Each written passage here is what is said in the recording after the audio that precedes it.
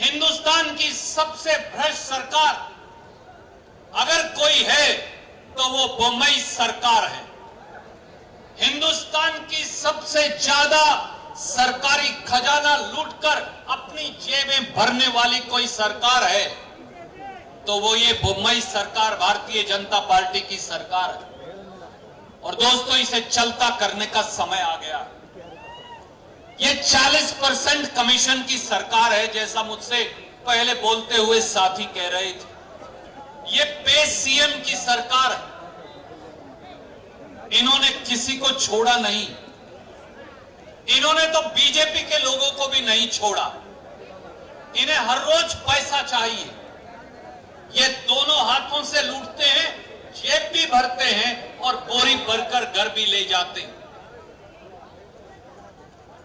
Bharatiya Janata party के नेता और कार्यकर्ता भी इस सरकार में आत्महत्या करने को मजबूर हैं, क्योंकि वो इनके पैसे की हवस, भ्रष्टाचार की हवस पूरी नहीं कर सकते।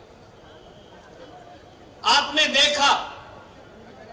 देखा कि हमारे पड़ोस में बेलगांव में भारतीय जनता पार्टी के एक साथी कार्यकर्ता नेता संतोष पाटिल को आत्महत्या करनी पड़ी, क्योंकि वो बीजेपी सरकार के एक मंत्री को भ्रष्टाचार का 40% कमीशन का पैसा नहीं दे पाया। गए थे सिद्धारमैया साहब, डीके शिव कुमार जी, मैं, हम सब वहां संतोष पाटिल के परिवार से मिले, उनकी बेवा से, उनकी विधवा से मिले, उनके बच्चों से मिले और उन्होंने छाती पर हाथ रखकर एक ही बात कही दोस्तों, कि आज उन्हें दुख है कि उनके परिवार का कोई सदस्य बीजेपी से जुड़ा था। एक घर तो डायन भी छोड़ देती, एक घर तो डायन भी डसने से छोड़ देती। बीजेपी एक ऐसी डायन का रूप ले चुकी है जो खुद के कार्यकर्ता और नेताओं को भी डस रही है। ये आपको कहां छोड़ने वाले। टीएन प्रसाद ने, एक और कॉन्ट्रैक्टर ने गोली मारकर सर में आत्महत्या कर ली। हम सब उनकी पत्नी से मिलने गए, उनके आंसू नहीं रुक रहे थे।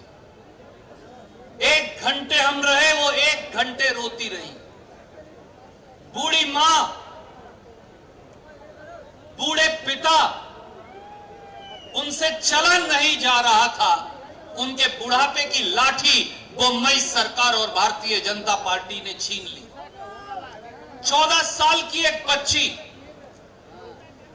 उससे मुंह से नहीं बोला जाता था, क्योंकि उनके पिता को भ्रष्टाचार की भेंट चढ़ा दिया गया। मैं आज इस मंच से पूछता हूं, क्या बसवराज बोम्मई संतोष पाटिल को वापस लाकर उनकी विधवा को दे सकते हैं?